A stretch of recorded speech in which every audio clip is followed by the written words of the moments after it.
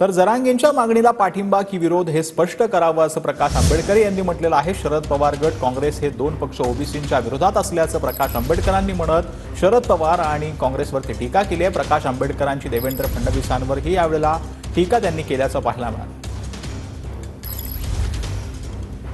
जरांगेच्या मागणीला तुमचा पाठिंबा आहे की जरांगेच्या मागणीला तुमचा विरोध आहे,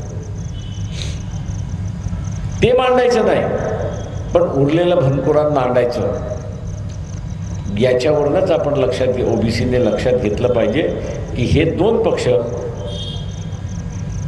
पक्ष ओबीसींच्या विरोधात आहेत, ही खुणगात त्यांनी त्या ठिकाणी बांधली। एक दुसरा ओबीसी मध्ये प्रचार केला जातो, फार जोरात केला जातो की जरांगे पाटील हे असणाऱ्या देवेंद्र फडणवीसच्या विरोधात आहे आणि म्हणून सगळ्या ओबीसीला सांगितलं जातंय